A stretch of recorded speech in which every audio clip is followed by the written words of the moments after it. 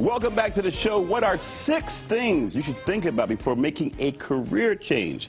Here with our personal empowerment coach, return engagement, Karen Hinds, the founder of the Power of Distinction. Welcome back to the show. Thank you for having me again. Year's ending up. A lot of folks thinking about looking at the resume, career changing. Should I change gears? Yeah, they're getting antsy now. Yeah, why now? Why did that whole new year, the demarcation line from? Why right now? You know, people are getting ready to get away with the old and start something new, a new year, new beginning, ideas that they had before that they put aside. They're beginning to revisit it. But they're also getting antsy thinking, do I like my job? Do I like my career? Is it going in the right move, in the right position? So they're kind of figuring out, are they in the right place? So it's just natural cycle. End of year, beginning of a new year, people looking for something different. A good job, a good fit is good for the overall body, right? When you're in a job you enjoy, you're engaged with. Talk about sort of when you have a job you enjoy, what it does for you mentally, physically, spiritually. When you have a job you enjoy, you are more engaging, you're more creative, you're fun to be around, you're actually more productive for the organization. So that's very important. So for those people who are not satisfied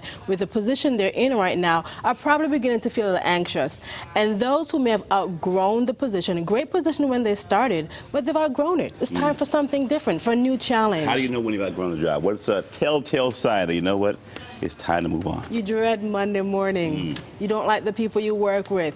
You feel that you have so much more to offer, but you don't have an opportunity or an avenue to express yourself. So maybe time to move on. So it's a few things you have to consider before you jump the gun, though. Well, first, this whole job market is very difficult, right? So there's a lot of trepidation. Do I stay in a bad job? Is there an opportunity out there for you? So if you want to make that jump, the first thing you do, you have 6 steps, 6 simple steps. If you're making that move, one you're saying is evaluate why you want to make the change. You kind of outline that. Talk some more about that. Know why you're making the change. Is it because you have strengths that you want to now capitalize on? Is it because, you know, you have some ideas that you really want to move on? You have to know why you're making the change. Don't just jump and make a change because you feel like it.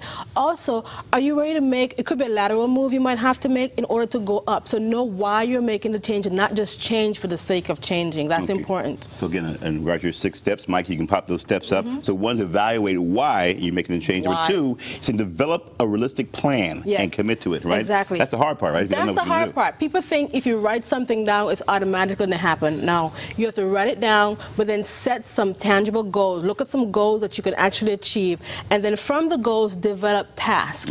Because it's not enough to just put it down on paper. Put it down on paper and then design, how am I going to get from point A to point B? You have to have a plan and work it. Don't just put it on paper.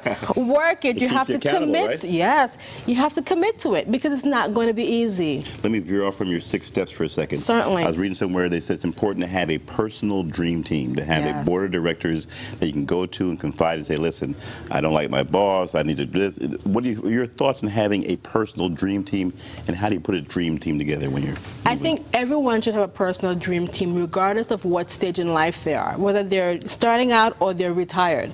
This is a group of individuals who are going to help you become better at every point in your life. How do you find them? Yeah, I want to interrupt, but that's important. You don't want to just have your close friends on there. You need people going to tell you the truth, right? People who are going to be in your face and be realistic, be honest, they should be able to say, you know what? You know, Stan, that's not going to work, or you might want to consider this, and you should be able to take that without falling apart. So these are people who have your best interests at heart, but they're able to tell you the truth and tell you that honestly and when you need it. But they're also going to support you and encourage you and uplift you. Some folks can't handle the truth, though, right? But you know what? Let's be honest about that. If you want to grow, you have to handle the truth. You can't do it if you don't. Let's go back to those steps. Back to the steps. I veered off course. I got off my direction, but back to the other steps. Get back to the plan now. We had the plan. Now you're saying use your connections, network. Let's talk about that because that's hard work too now, right? But what in life isn't hard work? Tell me. Anything that's worth accomplishing, anything that's valuable is going to be hard work. But when we talk about using your connections, we're talking about not just using the ones you have, but establishing new connections. You want to use other people's experiences and their wisdom to help you get where you need to go, cut your learning curve, and really go faster. That's the whole point. A lot of folks say, I'm working this job, I have 2 jobs. I don't have time to network, to schmooze, to have a drink. I got to go home, make the dinner, or whatever. So for those folks who make excuses, how do you begin to network? How do you broaden that base? First of all, stop the excuses. Enough with the excuses. It is vital to your survival in any career. So if you're thinking about how do I get started, start with something like LinkedIn. You're on the computer anyway. Cut off some of the other social media that you don't really need right now, and do something productive. So start with something like LinkedIn, but also pick up the phone and talk to someone you know. So this is what I'm trying to accomplish. Who can you connect me to? That's as simple as it is. It's a conversation with someone who knows a little bit more than you and who can guide you or send you the direction in which you need to go. But you have to make a point to do that, to work it, right? It is like breathing if you want to survive in your career. Now you have here, number 4, face your fears and get support. Yes. Right? Yeah. Fears can paralyze most folks, right? What are most folks fearful of when it comes time to thinking about a career change? Well, you know the acronym for fear: false evidence appearing real. Right. So, first of all, you need to recognize that any change that you're going to go through is going to be scary because you're going into unknown territory.